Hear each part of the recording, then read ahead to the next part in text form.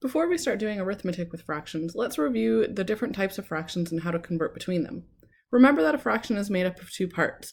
The denominator is the bottom number of the fraction, and it tells us how many equal pieces our whole is divided into.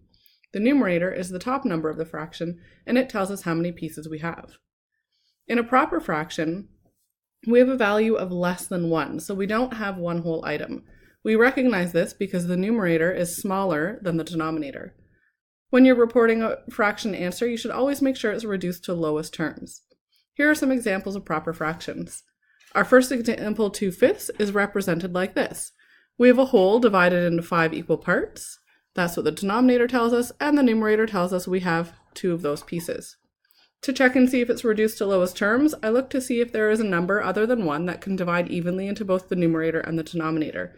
In this case, there's not, so 2/5 is already reduced to lowest terms. The next example, 2/8, we have one whole divided into 8 equal pieces, and we have 2 of them. To reduce this to lowest terms, I look to see what I can divide evenly into both the numerator and the denominator, and I see that both are divisible by 2.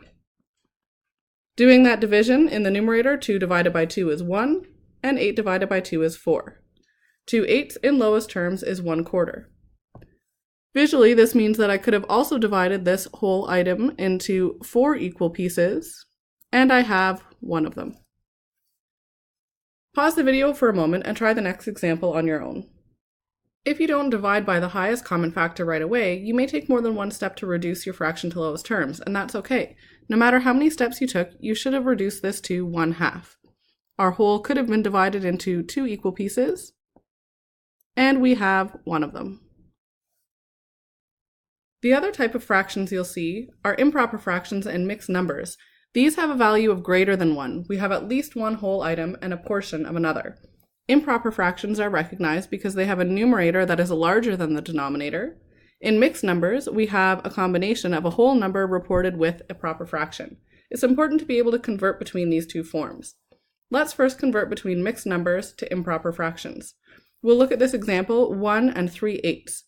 First, we multiply the whole number by the denominator, so 1 times 8 is 8.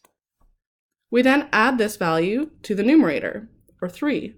8 plus 3 is 11. This value we've calculated is our new numerator. When we're reporting our final answer, we'll keep the same denominator. So 1 and 3/8 is equal to 11/8. Use the same steps to try the next example. Convert 3 1/4 into an improper fraction. You should find that 3 1/4 is equal to 13/4. Let's try and go the other way. We'll convert improper fractions to mixed numbers. To do this, we divide the numerator by the denominator to see how many whole times the denominator goes into the numerator. This will give us our whole number. The remainder from that division is the numerator of our fraction. In our first example, 11/3, we'll divide 11 by 3. That goes 3 times with a remainder of 2.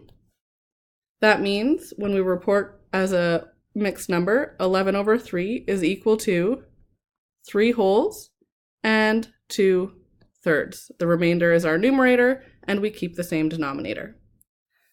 Pause the video and try doing the same with the next example. You should have found that 9/5 is the same as 1 4/5. These skills will be important when we're doing operations with fractions. Often we'll do calculations with improper fractions and convert final answers to mixed numbers.